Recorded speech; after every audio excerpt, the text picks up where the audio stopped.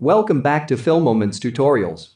In this video I will show you how to hide likes on Instagram 2021 update. If you are new to this channel, please subscribe and hit the bell button to be updated with our latest upload.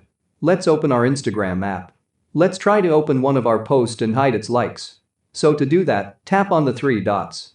A new option is available in there to hide like count, click it, and like count is now hidden. Now for video, you can hide like count and view counts all at once. Just do the same process. Tap on the three dots on your post. Then tap on hide like and view counts. You can also hide like count automatically for new posts. Let's try to create a new post. When you get to this part, where you can write your caption, at the very bottom, tap on Advanced Settings. Turn on the hide like and view counts. You can also turn off commenting if you like. For more how-to tutorials, please subscribe or click our other videos to keep on watching.